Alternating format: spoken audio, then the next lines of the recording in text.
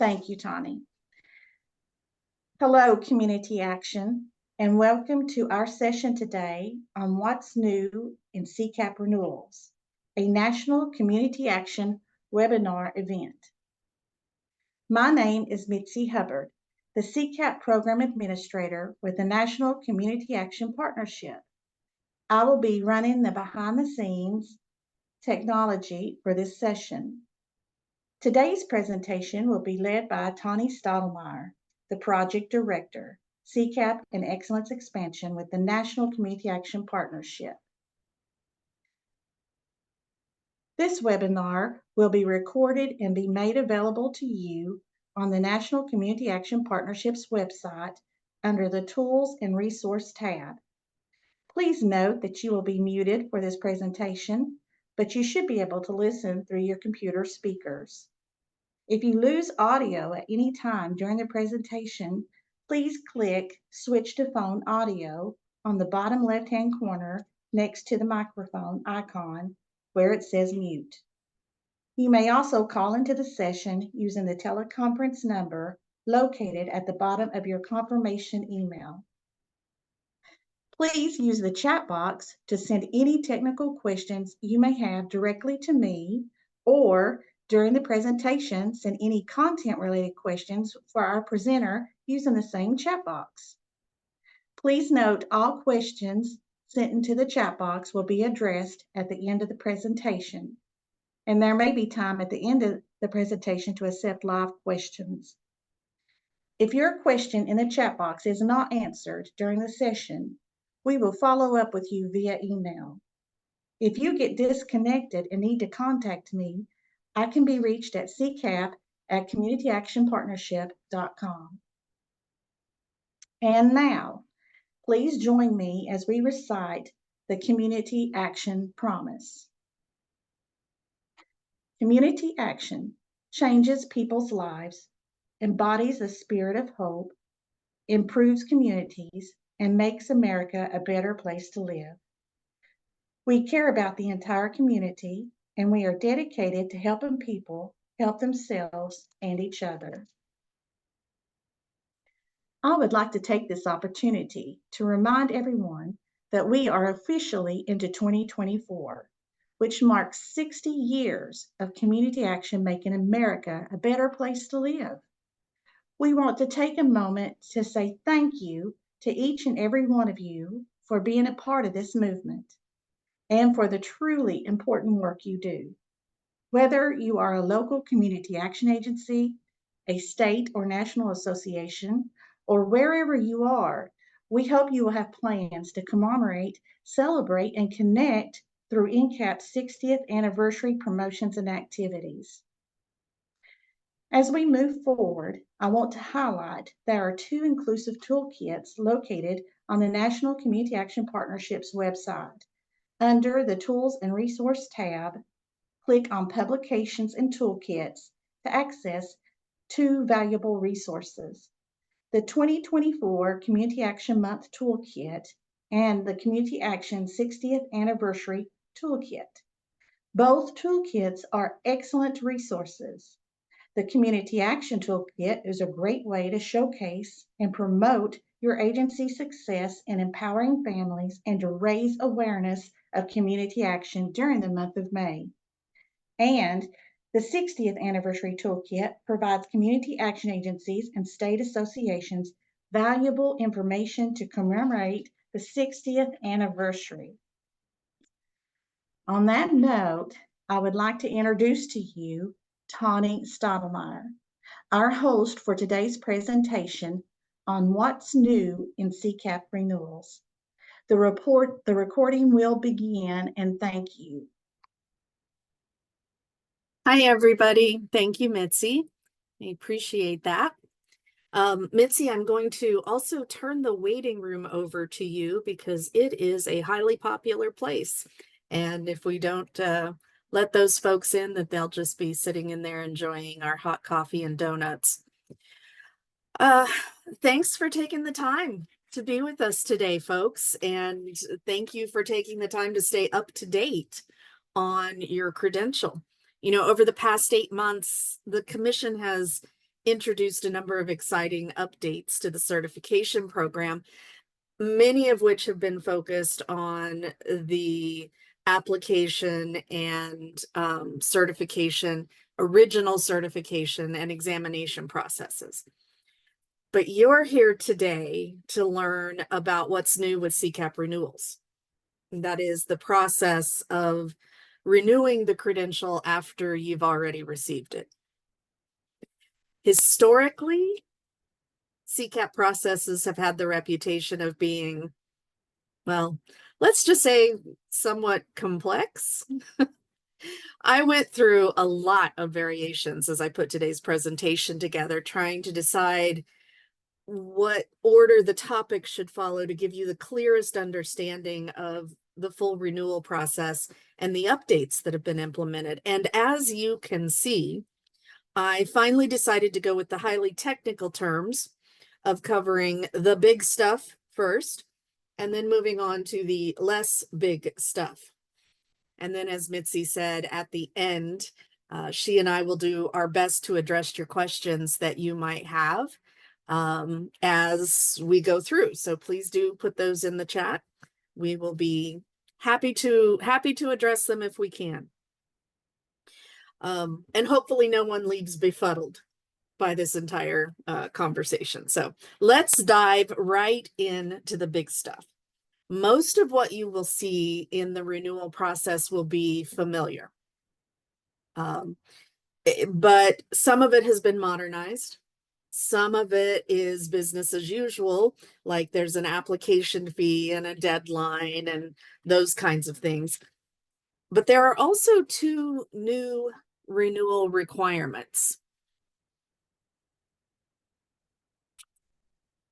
Both new requirements codify previously intended but informal expectations. Now, the first is that CCAPs remain engaged and supportive of the program. And the second is that CCAPs continue to develop professionally within the community action body of knowledge. Now, I earned my CCAP credential in 2001. And as much as I don't want to admit it, that was over 20 years ago.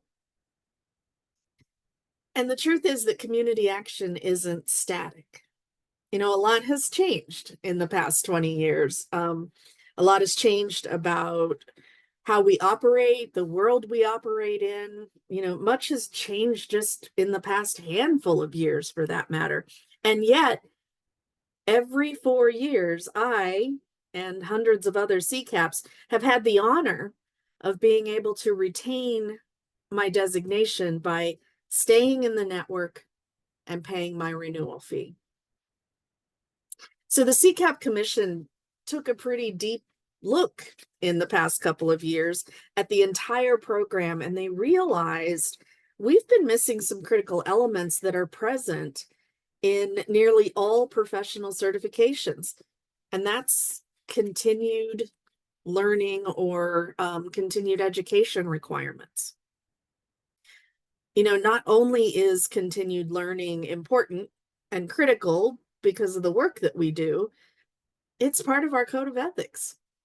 And it's an ethical commitment that we make when we accept and continue to accept that CCAP designation.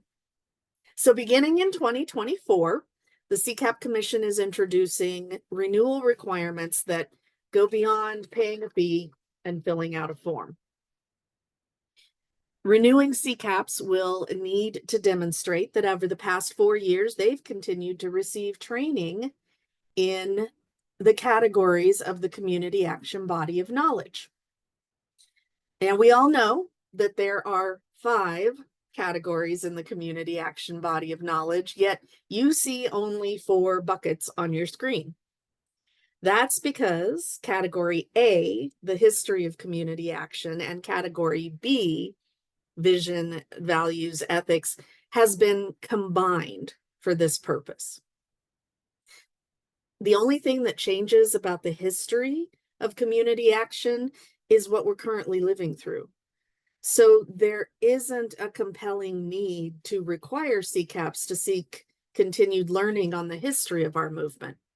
It doesn't mean that you can't or that you shouldn't continue to study our history. It simply means that for the purposes of your CCAP renewal, it's a topic combined with the vision and values rather than a standalone bucket. All right, why am I referring to them as buckets? Because to renew as a CCAP, you're going to need to put a little something into each bucket to demonstrate that you've remained abreast of pertinent and emerging issues in our field. So the next logical question that I can just sense that you're thinking to yourself right now is how much? How much continued learning is required of a new CCAP? The number of hours is being introduced in a graduated fashion between 2024, this year, and 2027. So let's look at an example of what that means for people who are renewing in 2024. This is Christina. She's happy to see you. She's a CCAP. She is scheduled to renew her credential in 2024. And because it's the introductory year for the program and the introductory year of the implementation of this requirement in the program, all that she will need to do, there it is, all that she will need to do is demonstrate on her application that over the past 4 years since her previous renewal, she's participated in at least 6 hours of continued learning in one or more of the body of knowledge categories. So let's count them up, Christina. 2 years ago, she went to her state association's annual conference where she attended 60-minute sessions on grant writing, how to succeed as a first-time supervisor, and understanding her agency's audit. That's 3 hours that Christina decides to put in the management bucket.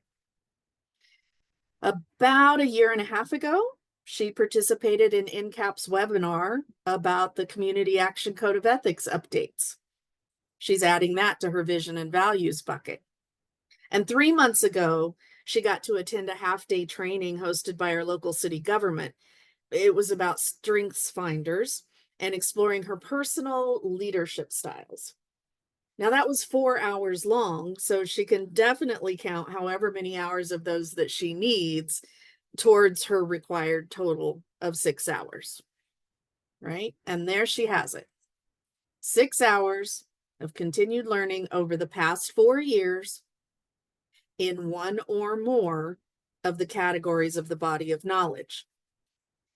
Now, could she have counted these differently and used her 4 hours of the Strengths Finder training and just 2 hours from the other trainings to count for her 6 hours? Sure. As long as it all added to 6 hours, she can put them in there any way that she wants to. Could she have attended a 6-hour Strengths Finder session and counted it as all just in the leadership category? Yes, because that's 6 hours in one or more of the body of knowledge topics. Now, she doesn't have anything in theories and strategies, nothing in that category. Does it matter? No, not in 2024, because she just needs 6 hours total in one or more categories. Now, this is important. Who got to decide which training events or activities that Christina reported and which categories to report them in? She did. The renewing CCAP will be the one to decide what training to include as their continued learning in their renewal application and what category of the body of knowledge it best applies to. The CCAP Commission is not going to review an application and say, hey, you credited yourself with 2 hours of a training session on ethics that really should have been categorized as leadership. It's not going to happen. You decide which trainings you're going to report and which categories those trainings best fit in. What the commission is looking for is that you're doing continued learning and that you have the hours that are required of you in the topics that are required. Okay, Christina. Thanks for letting me use you as an example. Here's how that's going to change for those of you who are renewing in 2025. Okay, so that was 2024. Let's look at 25.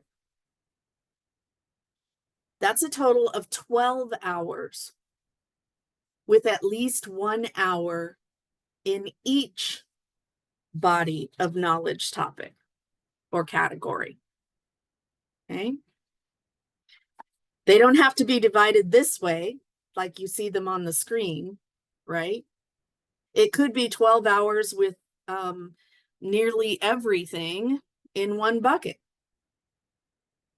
But it's 12 hours, and there is at least 1 hour in each of the body of knowledge topics. Okay, so that's a little different than 2024, where it just had to be in one or more. 25 is going to be a little bit higher hours and at least 1 hour in each bucket, if you will. And in 2026, guess what happens? That 12 hours increases to 18. And it is still with the caveat that at least 1 hour needs to be in each of the body of knowledge categories. And in 2027, the hours increase to a total of 24. And that's where they're scheduled to stay. Following the graduated introduction over a period from 2024 to 2027, renewing CCAPs will need to demonstrate that since their previous certification date 4 years ago, that they've participated in a minimum of 24 hours of continued learning with at least 1 hour in each of the body of knowledge categories. Okay. And remember, you're the one that decides what trainings you're going to count, and you decide which category each training best represents. It's not something that the commission is interested in policing for you. And when you think about it, this 24 hours is over a 4-hour period. And you could approach that as obtaining 6 hours per year. Or maybe you attend a professional conference once in a while. 1 2-day conference could help you get half of the hours you need for the 4-year period. So you can get these 24 hours at whatever point you want to in your 4 years as a CCAP. You get to decide which categories they best fit in, and you get to decide which hours or which training sessions you report in your renewal application. The bottom line is that the continued learning requirement is being gradually implemented. It starts this year in 2024 with a requirement of 6 hours in any category of the body of knowledge. In 2025, that increases to 12 hours, minimum of 1 hour in each bucket. 2026, that increases to 18 hours, minimum of 1 hour in each bucket. And 2027 and forward, it reaches and stays at 24 hours of continued learning with at least 1 hour in each of the body of knowledge categories. So that's the big stuff about continued learning. But you remember the first big stuff slide that we looked at today, and there were 2 new requirements highlighted, right? Continued learning and continued support or engagement in the CCAP program. So let's take a moment to explore that area. The ask that the commission is making here is for CCAPs to live up to that ethical commitment to be leaders, support leaders, and create leaders. This is about continuing the work of CCAP once you've walked the stage. So let me be specific about what's required for your CCAP renewal application. On the application, you will be asked to identify one or more ways over the past 4 years that you've remained engaged and supportive of the CCAP program. There are literally dozens of ways that you can support and engage in CCAP. And in the words of the King of Siam, it's this list and et cetera, et cetera, et cetera. The list you see here on the screen is not exhaustive, and the CCAP Commission plans to be extremely flexible in accepting what you decide to put on your renewal application. All you have to do is indicate that you have, over the past 4 years, done something that's engaged you in supporting the program. So even something like maybe you do a presentation at your agency or one of your state conferences about CCAP, that counts. Maybe you come to a national convention and volunteer to help us at the CCAP booth, that counts. Perhaps you participate in a CCAP survey or a focus group when we send out those requests for people to share information with us. That counts. And all this requirement is asking for is that somehow you've been engaged in one or more ways in the CCAP program. Okay. There it is. Reporting on CCAP program engagement and continued learning is going to be done by the honor system. The CCAP Commission's position is that you're a CCAP and you have agreed to uphold the Community Action Code of Ethics, and there's really no reason to suspect that a CCAP would not be honest about continued learning or continued support of the certification program. And really, accomplishing the updated requirements is well within the reach of any CCAP. So now you have an understanding of what both the new big stuff updates are about and how they apply to your renewal requirements. But you may be still wondering, okay, now I know what I have to report on for continuing engagement and continued learning, but how do I do that? How do I get that into my application? Well, I am so glad you asked. What a bright question you asked. That happens through NCAP's member portal, and it's a part of your online renewal application. And that, ladies and gentlemen, and CCAPs, is where we transition in today's presentation from the big stuff straight into the less big stuff. So the full renewal process has transitioned away from paper, okay? Gone to an online application, electronic, and of course, that happens through NCAP's member portal. Now, that's a term that you will hear a lot if you're engaged with NCAP, the member portal, and a term which I hope you're already at least a little bit familiar with. It is, for the vast majority of you, how you registered for this webinar today. But just in case, let's do a quick visit to answer the question, what is NCAP's member portal and how do I find it? This group is full of good questions. The member portal is where NCAP retains information about you, our members. And it also is for other partners and associates who aren't members of NCAP. They could be part of the member portal as well.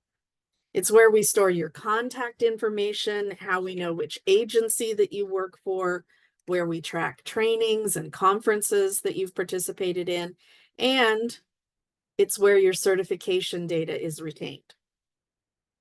The member portal is also where CCAP enrollments and CCAP renewal applications are filed. Now, the best way to get to the portal, if you don't have it saved as a bookmark or somebody hasn't sent you a link, I'm going to give you a little pro tip here, is to go to NCAP's website, which is www.communityactionpartnership.com. Remember that we're a .com. We are not a .org. That sometimes can throw people off because we do live in a .org world, but NCAP is a .com. When you get there, you'll see a page that looks similar to this in that it has a menu at the top of the page. You see that white writing on a blue background where there are menu options like home, about us, membership, find your community action agency, etc. If you choose the membership button or membership menu, and you go down to the link that says join NCAP, that's going to bring you to the page that you're looking at right now. This is the membership page. And on that page is a link that will take you to Member Suite, which is NCAP's member portal. Okay, I've highlighted it here in yellow for you on the slide, and it says Member Suite. Use that as the link to open the member portal. Now, don't get hung up that you're clicking a join NCAP or a membership button in particular. This link merely takes you to the front door of the portal, right? It takes you to the home page of the member portal, and then you'll have a lot of options once you get there.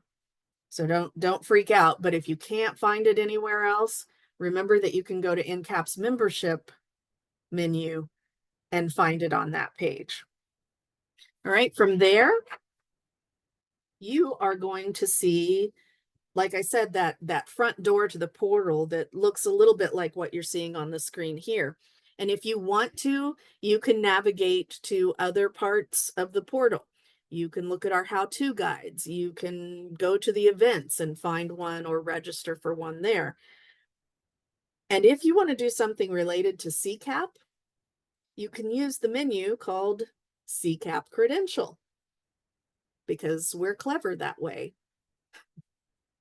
Once you get to the portal, use your email address to log in, and if necessary, you don't remember your password, just use the forgot my password function and the system will automatically update it and send it to you.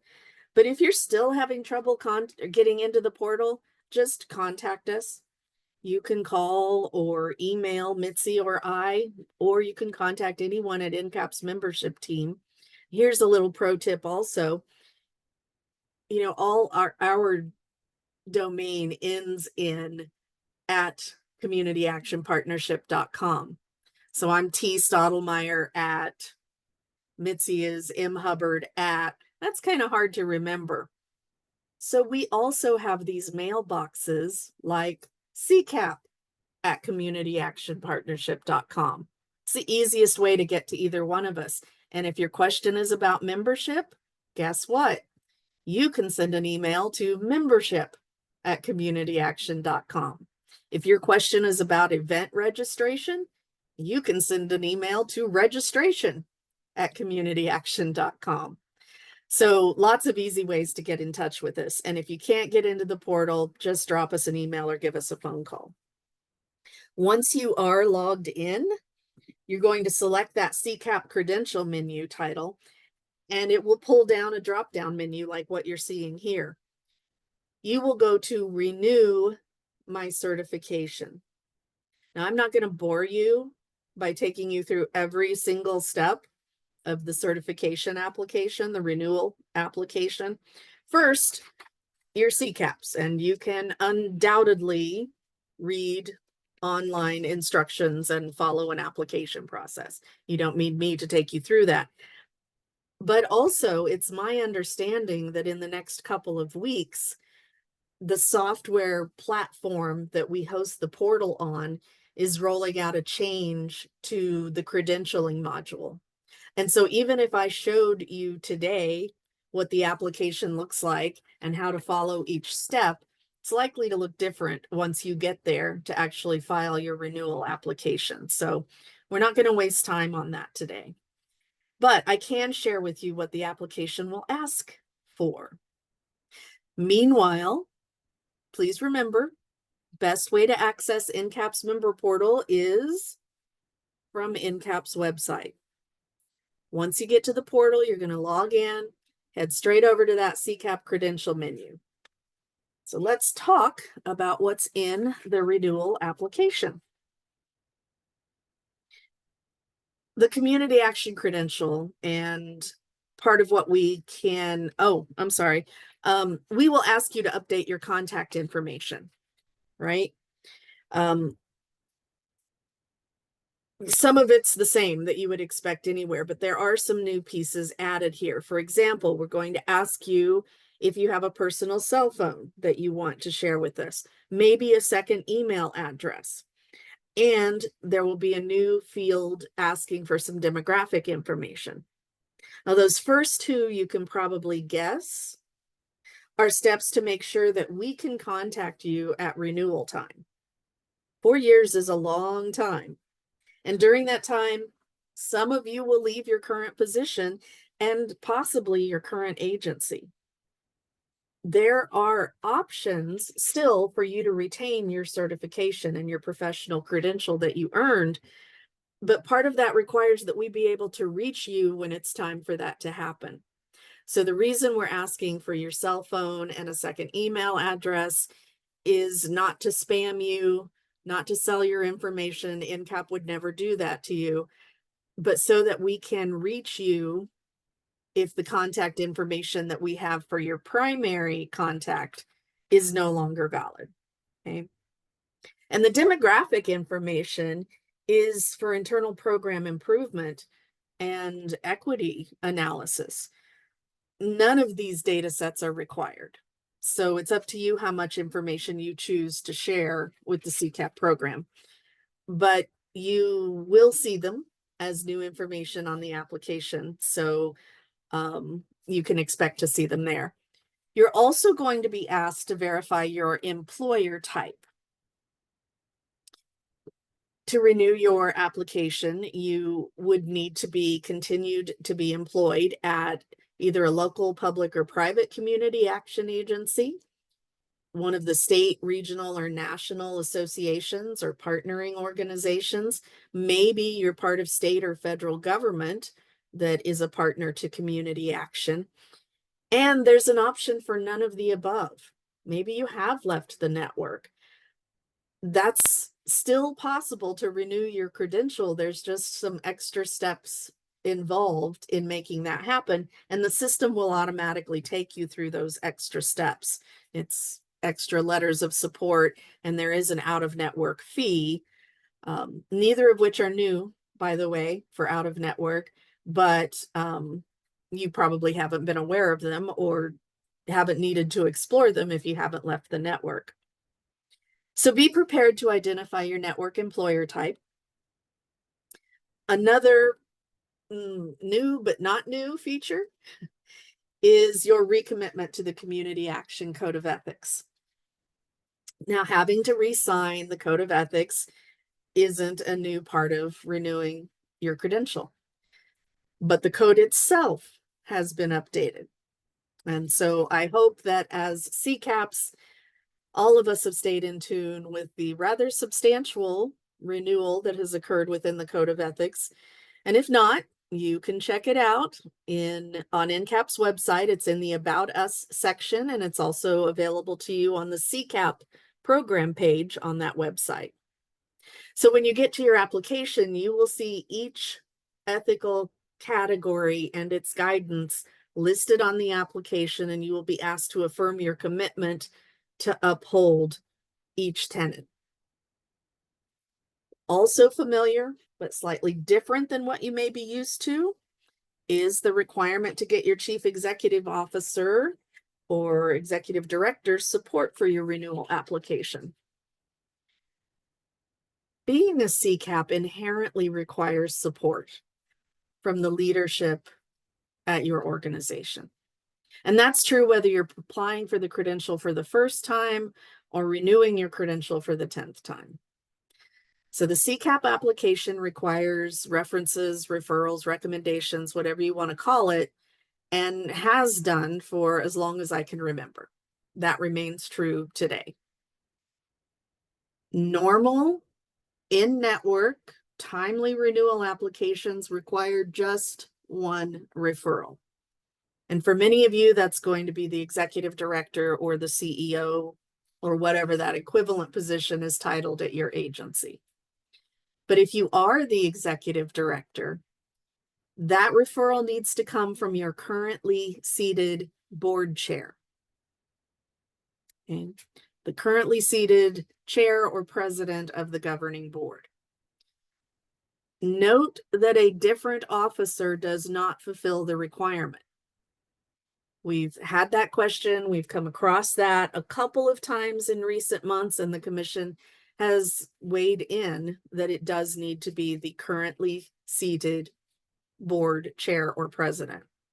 So executive directors out there, be aware of that. If you've got something odd happening in your officer positions or your board chair isn't going to be available when you renew, you'll need to make arrangements to have that person get you a referral in advance or to have the board appoint someone as the sitting chair while that board person is not available.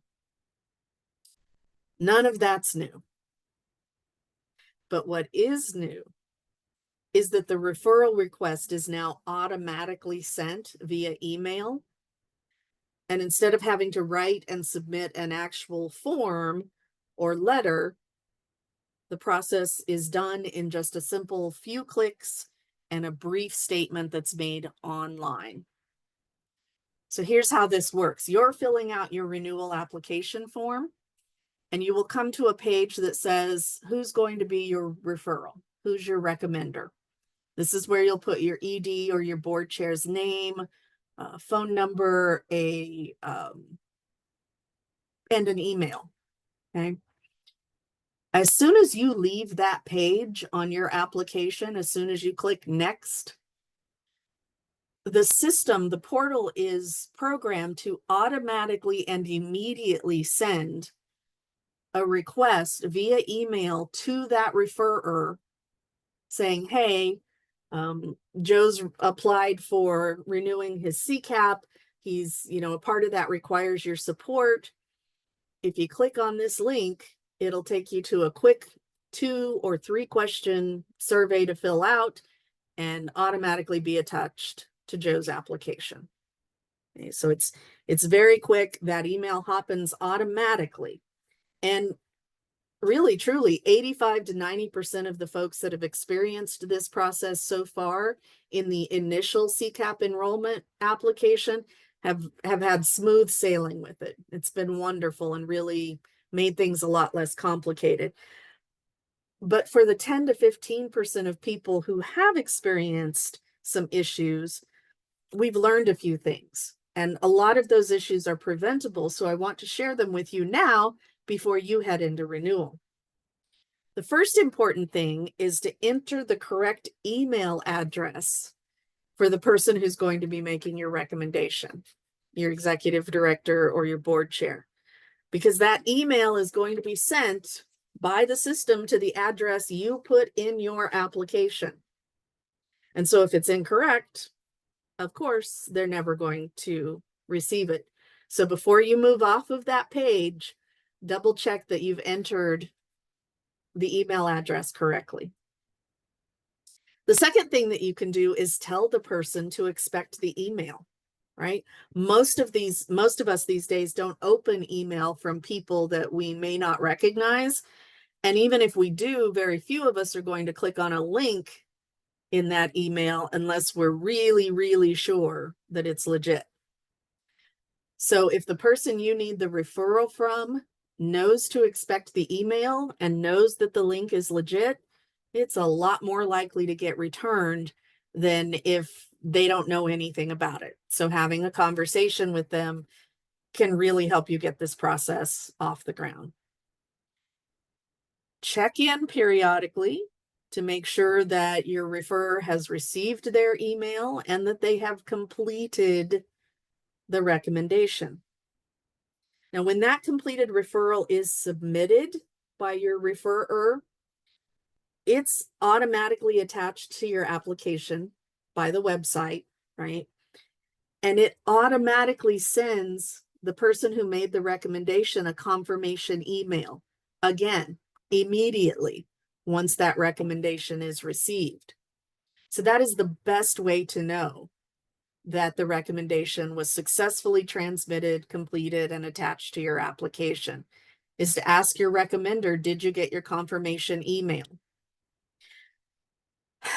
I wish we could have it send you a confirmation email when your recommender completes that recommendation.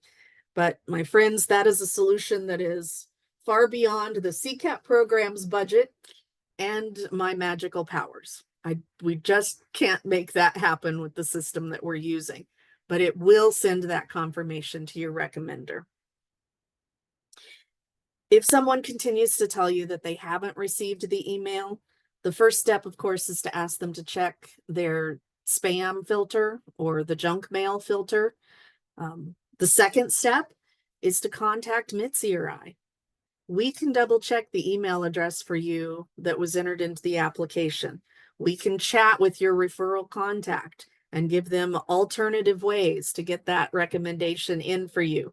We are going to go the extra mile and do everything we can to help you get this referral in for your application. We're here to help. We're here to support. So contact us and let us know that your referral person is having an issue. Or contact us and say, I don't know if that's been completed. Can you check on that for me? We'll be happy to do it. Again, I wish we could give you a way to check on that right now on your own, but the system is just not set up that way, well beyond our control. And maybe that will happen with the new rollout that the programmers are putting out. I'm not sure, but if it does, we'll certainly make that available for you. And finally, when you file that online application, leave yourself enough time for the CEO or board chair to respond, to actually give their recommendation. If your certification expires on December 31st, the afternoon of December 31st is probably not a positive time to start the application process. Things are not going to get completed and turned in on time, and then your application will be late because it wasn't completed by the deadline. So leave yourself enough time to actually file that application and get what you need. All right, and of course, the renewal form application includes a question now that asks you about your continued learning engagement with the CCAP and engagement with the program. It's a simple box of questions on continued learning that asks you to choose what you want to report in your application. So it's going to ask you about what training you received, who sponsored the training, just some very basic questions that you can fill in as a box. And you say, well, Tani, 4 years is a really long time for me to remember what training I've been to. Can't you give me some option, relieve my stress, make this a little bit easier for me to remember this continued learning detail? And the answer is, but of course. Remember this image? When we were logging into the member portal and going to start our renewal application, there's also this little line right below that that says report ongoing learning credits and review my continued or ongoing learning history. Okay. So that's what you're going to use if you want to report ongoing continued learning at any time during your 4 years of certification. Okay, you can come into the system. It's going to pull up those boxes and ask you the same questions that we just looked at that are on the application, but it's going to save it for you in real time. You can just keep a running total as you go through your 4 years, and it will automatically add to your CCAP application for renewal when it's renewal time. So that's a great way to make sure you're not having to worry about that and remember everything at the time of actual renewal. You can record those learning credits as you earn them. Again, no point in me trying to show you what that looks like because it will probably change. But that's there for you as a system to use. Nothing complicated.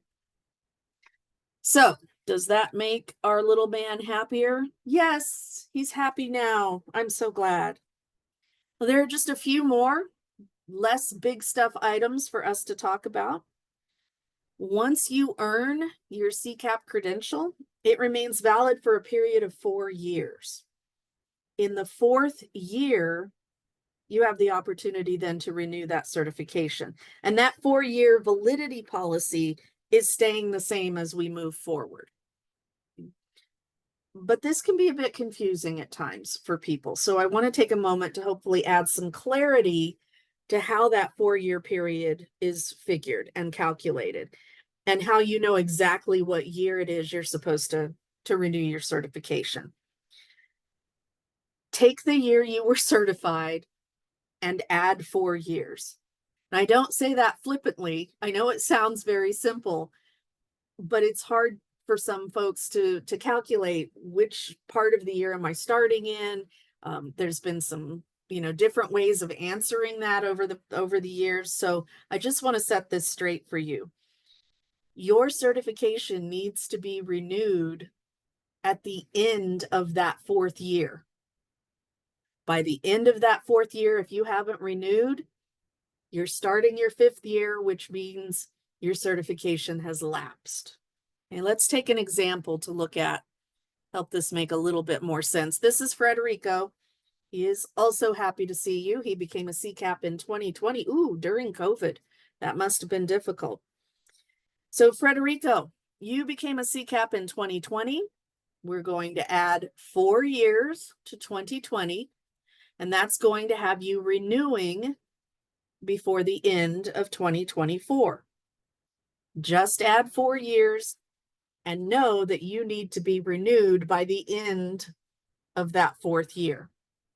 Now, some things that you can do here: take a Post-it note, stick it to the back of your current certification, or just write it on the back of your current certification certificate holder.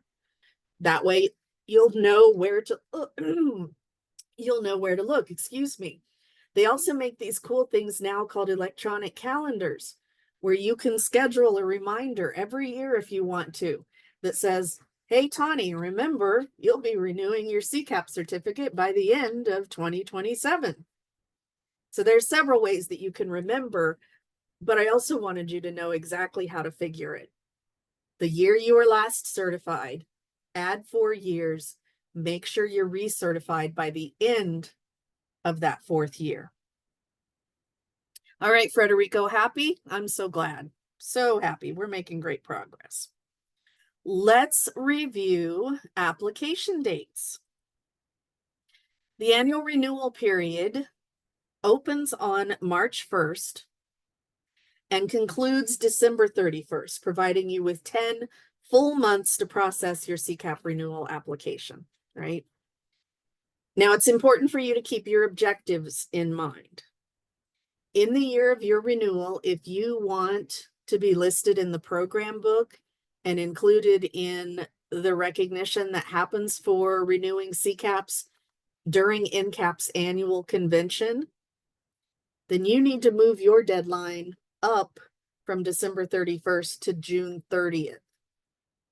So we have to have that information and have everything completed for your renewal by June 30th, so we can get the program book printed and sent to the printer, so we can get your certificates made, so we can get them signed and put into their certificate folders and transferred to the site of the annual convention.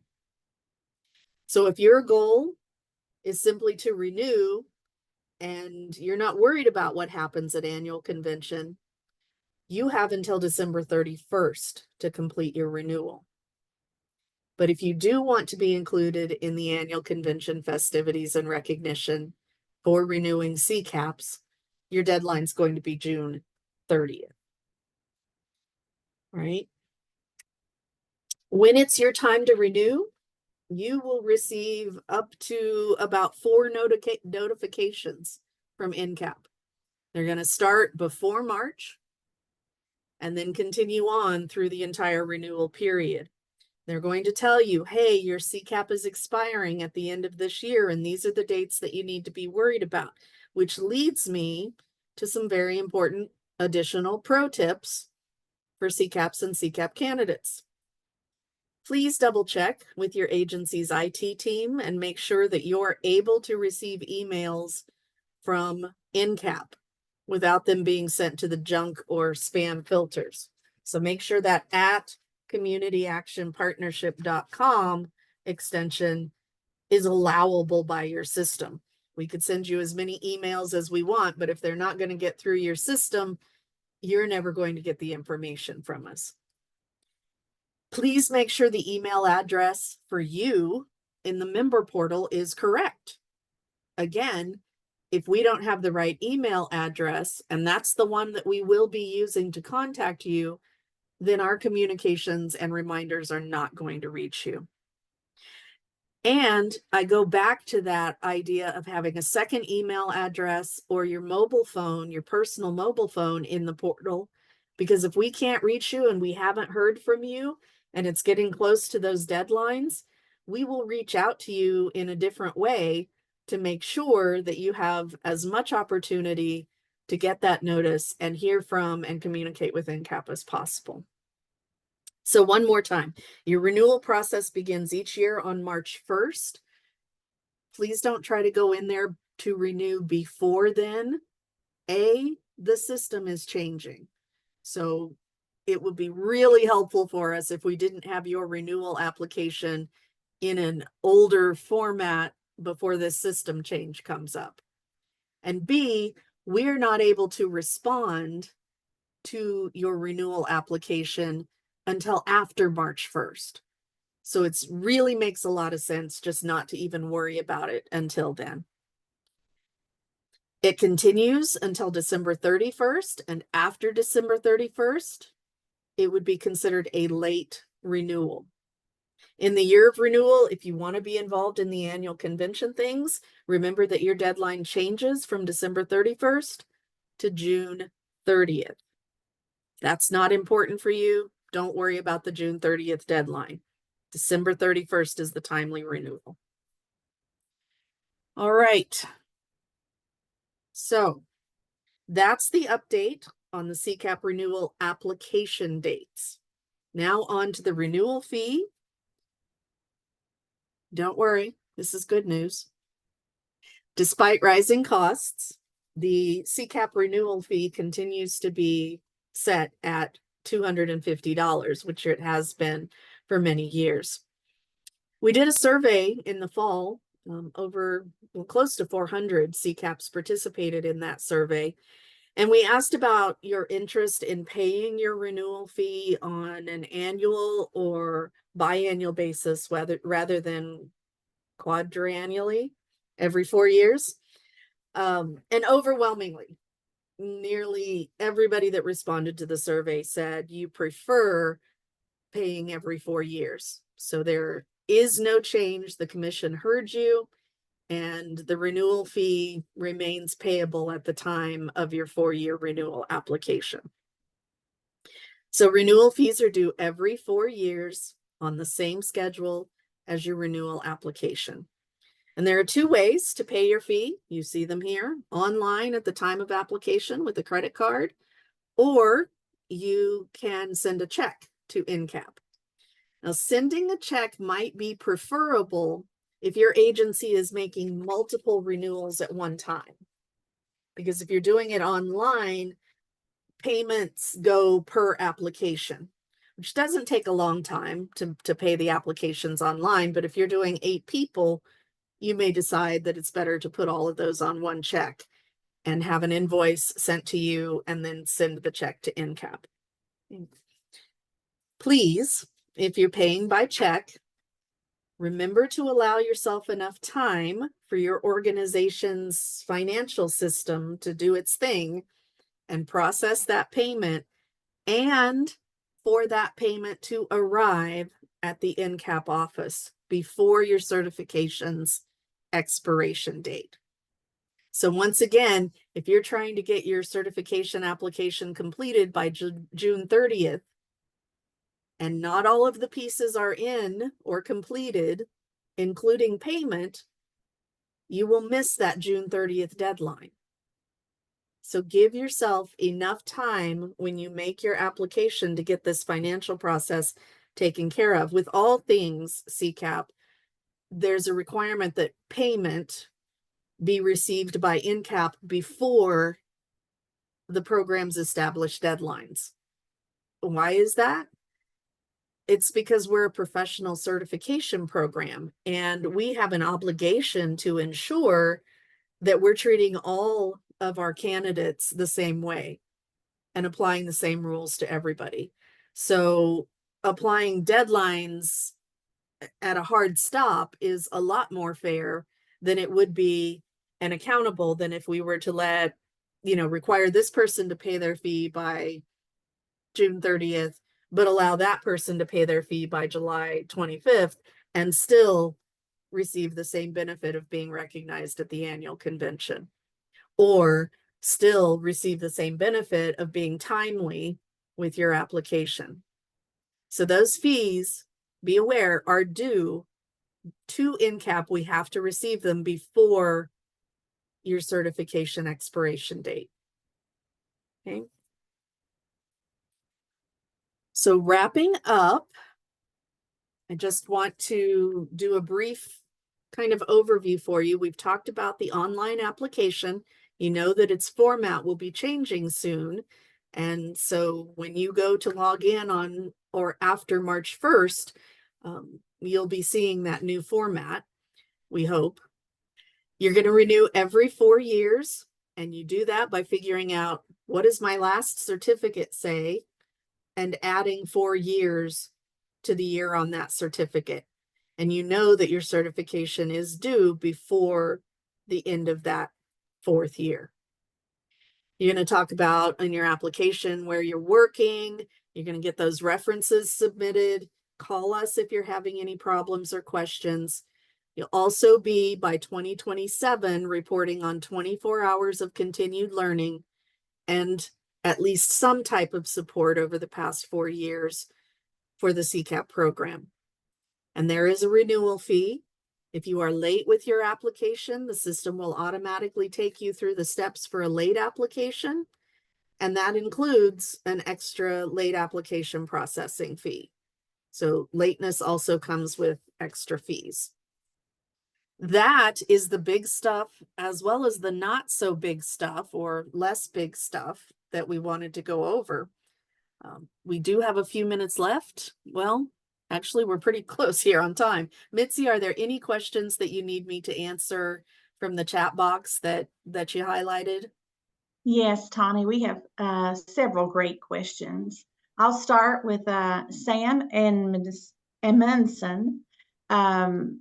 Ask, does sitting on planning committees count as continued learning? This is a good question. The answer is we don't know yet. The commission has recognized that there are other activities outside of attending training that might be considered continued learning, but they have not been able to weed through all of that yet. So right now they're looking for training sessions, but keep an eye on that and on our website, because as the commission considers and potentially approves other forms of learning, we will list those out for you in the application process and on the website. Thank you, Tawny. Another great question from Marty Jones. What is the time frame for items to be counted towards the total for 2024 renewals, any within 2020 and 2023 or 2021 through 2024. I think if I'm understanding your question correctly, if you're renewing in 2024, any training and continued learning that you've had since your previous certification in the last 4 years counts. So that would be 2020 and 2021, 2022, 2023, and frankly, 2024.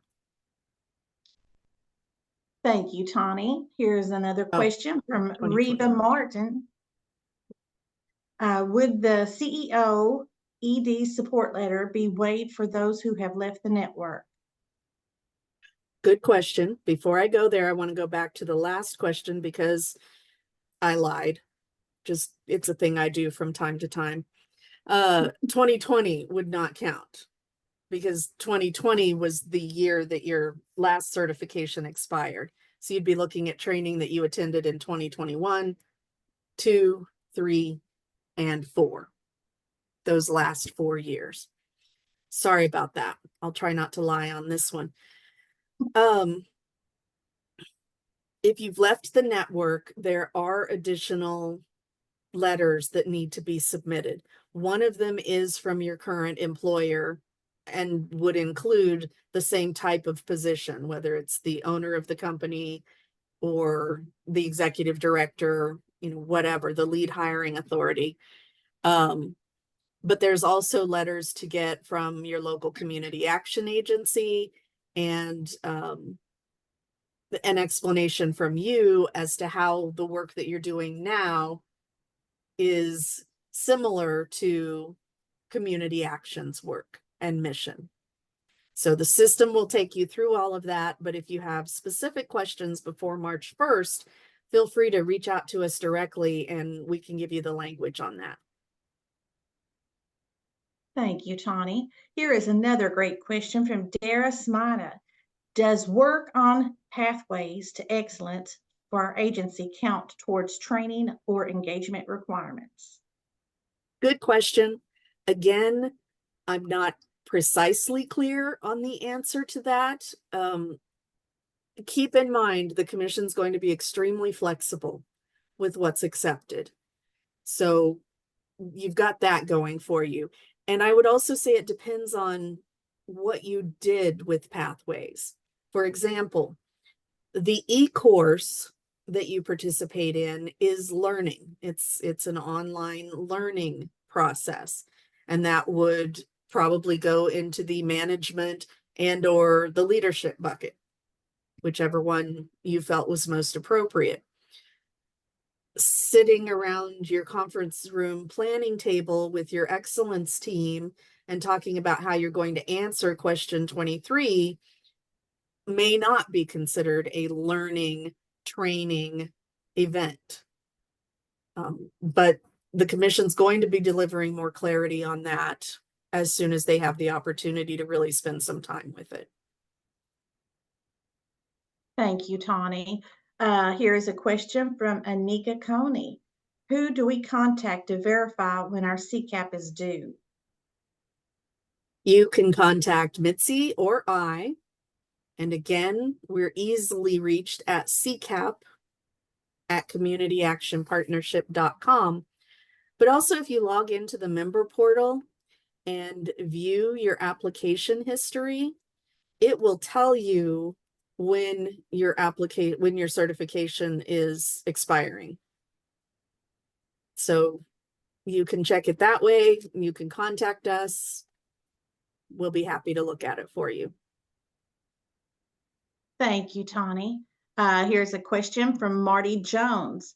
What is the time frame for items to count toward the total for 2024 renewals, any within 2020, 2023, or 2021 to 2024?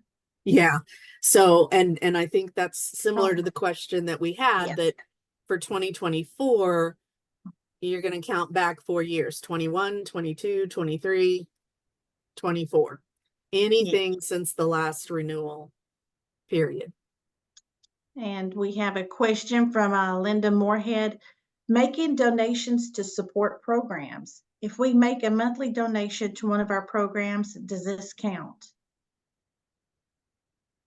You probably are referring to, I think, Linda, what you may have seen on the screen as making a donation to support CCAP.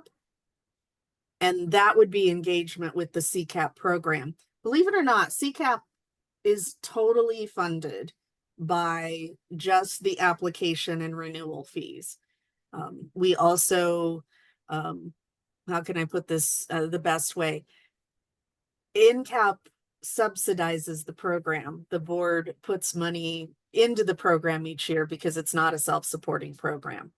So making donations to support the operations and functions of CCAP would count as support to the program. Now, if you were making a monthly donation to your organization or say to NCAF or something like that, I say more power to you. That's awesome. But those wouldn't count as supporting the CCAP program. That engagement within the program is referring to engaging with CCAP and the program, helping people become CCAPs, helping the program when we need volunteers, answering our surveys when we're looking for information from CCAPs, serving on CCAP committees. Those are the types of engagement in this program that the commission's looking for. Thank you, Tawny. We just have a few more questions. Lauren Lettinger asked, is there a way in the portal to log our trainings as we go over the next several years? Yes, I'm assuming that question probably came in before we hit that wonderful, joyous moment of knowing that you can go into the portal and record continued learning activities at any time that you want to, and those will be automatically added to your renewal application at the time of renewal. Love Great. that. Yeah. Thank you, Tawny. Rand Clark asked, guidance for signature in public CAPs would be beneficial. We typically do not have a traditional executive director. So you'll have someone that signs off on your CSBG applications, someone that performs the role of an executive director, and that someone would suffice for the recommender that it would normally be an ED or a CEO of a nonprofit corporation. Rand, if that doesn't help, let me know and we can talk more. Thank you, Tawny. And Kara Howe, she asked, will NCAP events that we attend and register for via the portal be automatically added into our CEU credit history? That's a good question, Kara. Maybe. One of the issues that we have with that is registering for an event doesn't mean you attended the event.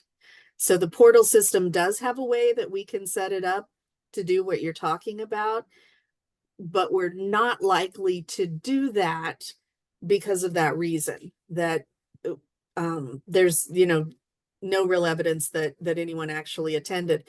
The preference would be for you to report after you attended by just entering that information in the portal. Probably not what you wanted to hear. Thank you. We have a question from Michelle Tejuan. We have a former certified CCAP who left the agency and is going to return to the agency as an employee. Basically, there has been a gap in her certification beyond the 4 years. Does this former CCAP employee need to go through a full CCAP journey again? It's going to depend, Michelle. I'm excited that you're getting a CCAP back. It's fun. How many times people leave the network and then come back. We see that happening a lot. And it depends on how long they've been gone. I will make myself a note to send you a flow chart that has that information on it. And if we need to, we can talk about your individual from there. Thank you, Tawny. And our last question from Ed Hilt. Does the continued learning have to be a NCAP sanctioned training, workshop, etc.? No, no, not at all. Again, as long as it is a training session or training activity of some kind where you are the learner, it can be of a variety of kinds. If you remember our example with Christina, she attended a training on strengths finders that was put on by her city government. NCAP had no knowledge of that, no involvement in that, but because it was a leadership training, she was able to count what she needed to towards her leadership bucket. Please don't anyone tell Charles McCann that I've started calling the body of knowledge categories buckets. I will never hear the end of that.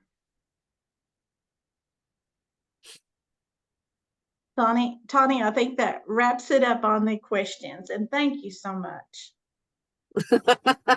Any questions that we receive that we've not responded to, we will respond back through email. And thank you for participating. Guys, thanks so much for sticking with it. I hope this made sense. Really appreciate you taking this time. You know how to reach us if you have questions. Now go out there and do the good work that CCAPs do. Thank you.